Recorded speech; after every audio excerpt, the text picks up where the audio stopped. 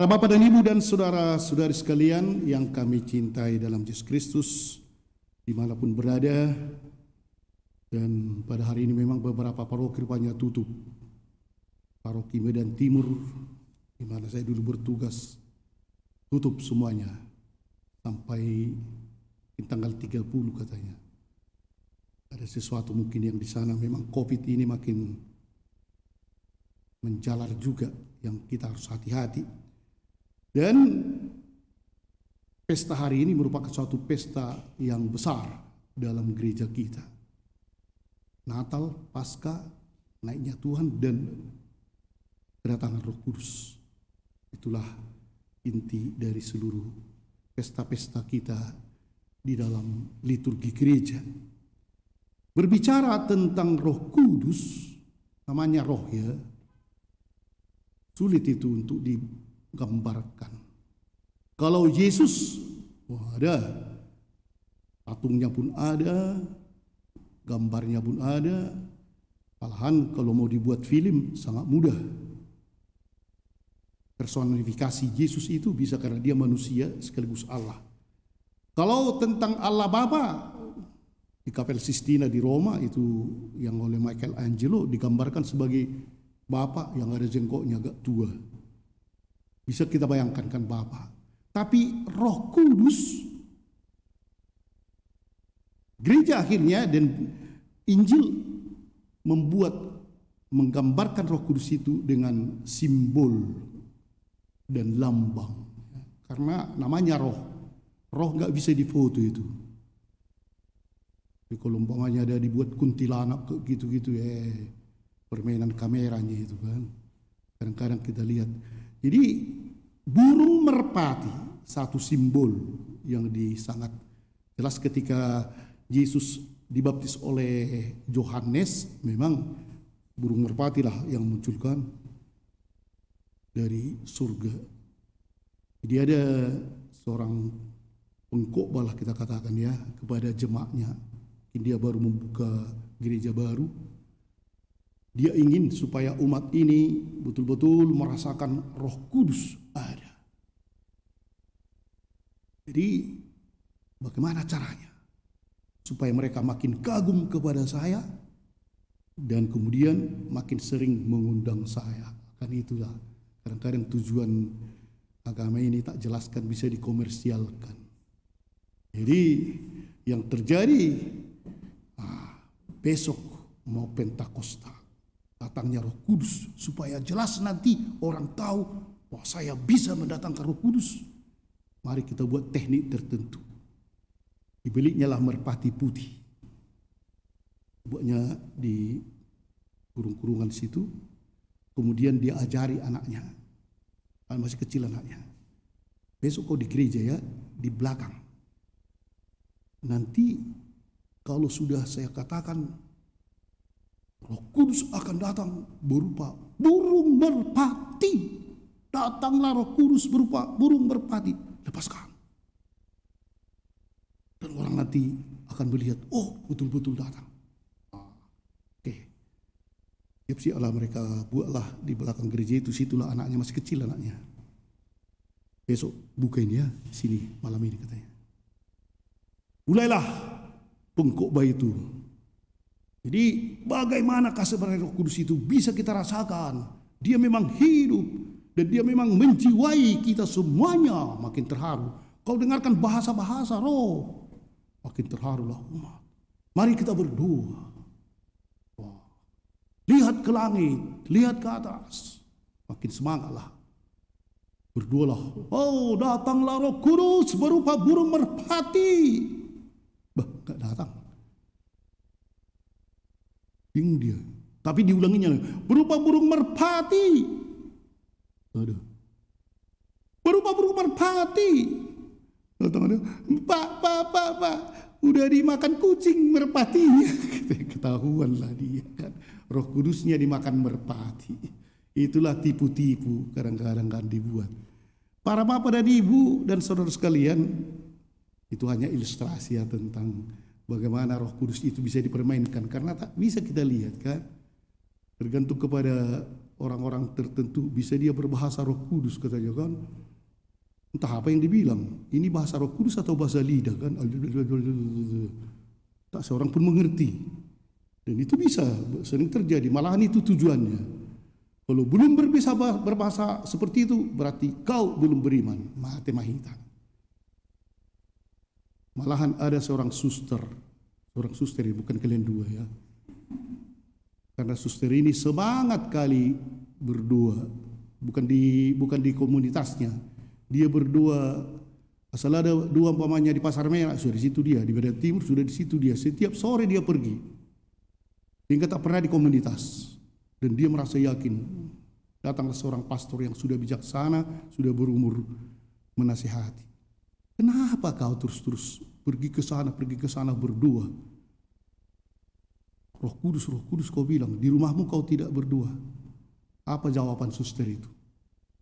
Yang belum kenanya pastor dengan Roh Kudus, belum kena. Maka begitu. Udah 50 tahun aku jadi imam, jadi belum ada Roh Kudus dalam diriku. Nah, inilah para bapak dan ibu.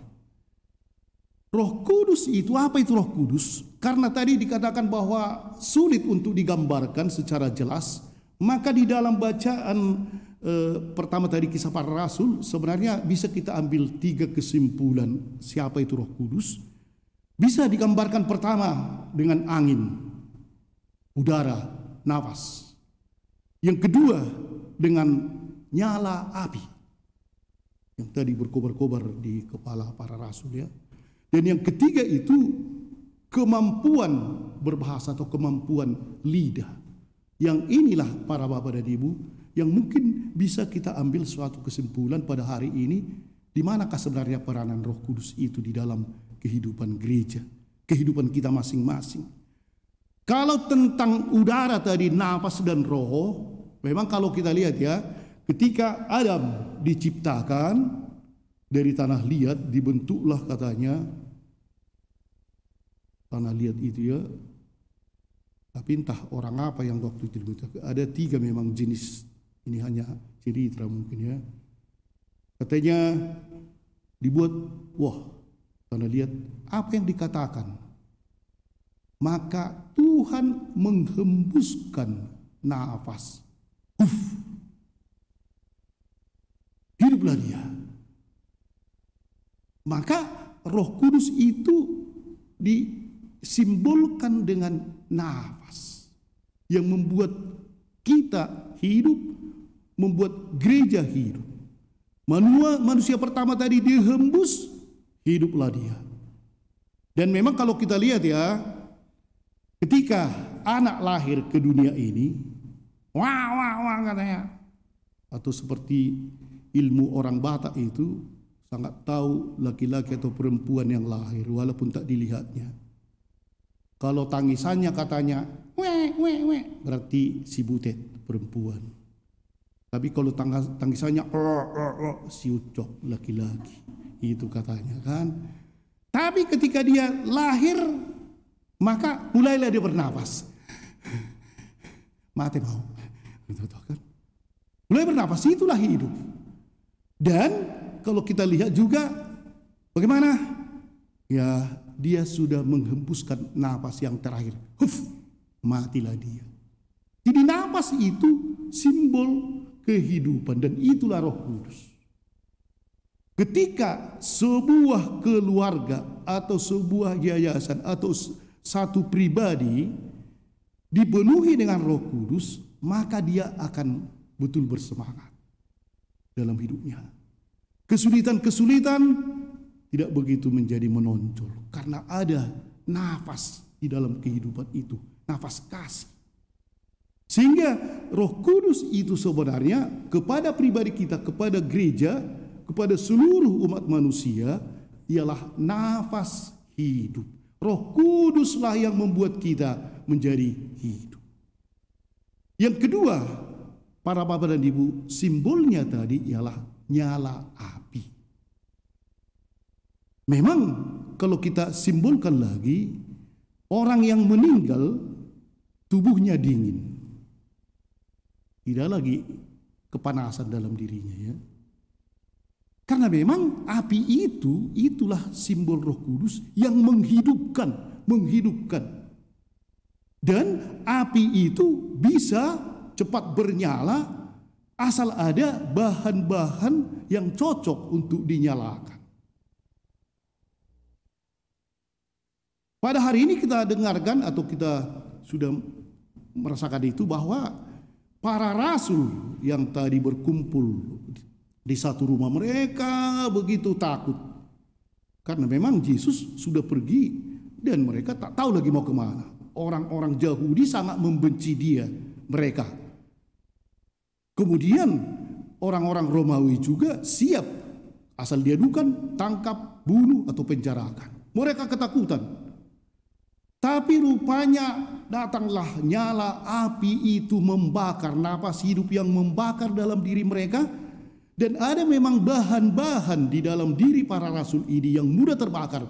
Itu kasih dan persaudaraan dan ketaatan kepada Yesus. Itulah akhirnya mereka semua terbakar tadi. Disimbolkan dengan nyala api di kepala mereka. Dan kalau mereka sudah bernapas dan mempunyai kepanasan, api di dalam dirinya yang berkobar-kobar, keluarlah mereka. Tak ada takutnya sedikit pun. Ketika Petrus mau disalibkan, dia tidak takut. Janganlah kau salibkan seperti Yesus, balikkanlah kepalaku ke bawah. Itunya dia bilang. Janganlah salibkan aku, mati mana mati. Enggak, balikkan. Ketika Stefanus dilempari dengan batu, dia masih senyum. Tuhan, ampunilah mereka. Kalau tidak ada api kehidupan dan kasih yang luar biasa dalam dirinya, enggak mungkin seperti itu.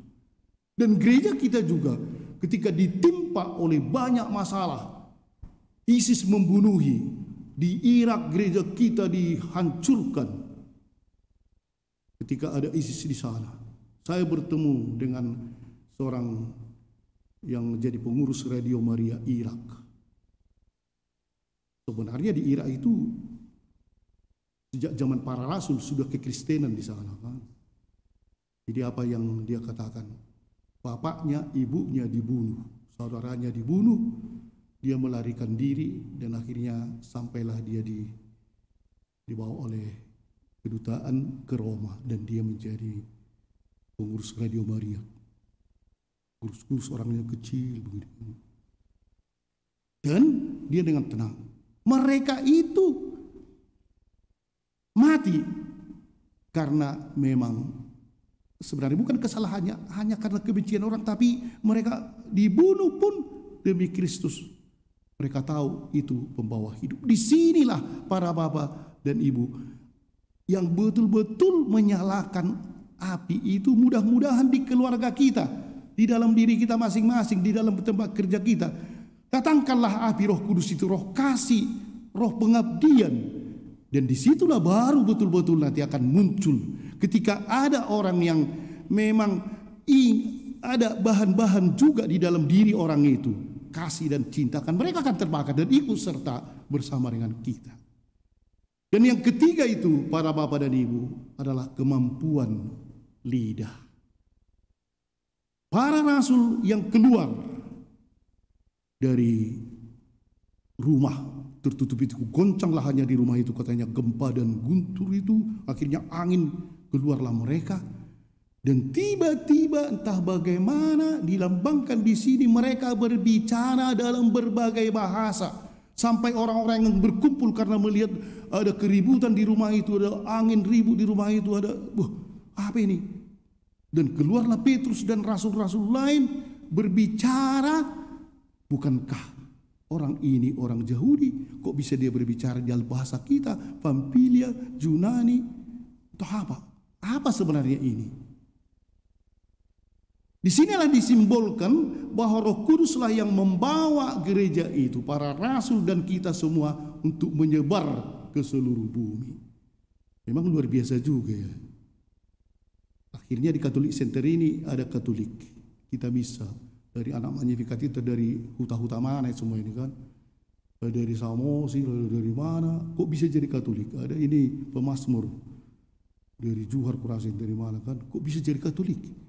Yang inilah Karena memang berbagai bahasa itu pergilah ke seluruh dunia, dan itu juga tugas kita sekarang. Apa yang bisa kita buat para bapak dan ibu dan sekalian? Kemampuan berbahasa itu sebenarnya kita terbuka kepada segala zaman. Kalau zaman membutuhkan kita harus merasul melalui YouTube Magnificat yang baru 2.500 di Pelangkani, atau suster ini mengusulkan datanglah ke Sidikalang biar mau. Untunglah kita tidak mau. Tapi kita pakai Roh Kudus menunjukkan YouTube pasang. Rasul, pergilah ke seluruh dunia. Mana mungkin kita naik pesawat ke Afrika? Dari mana duit kita? Tapi kita kirim. Si Sophia menyanyi, itu apa itu kan?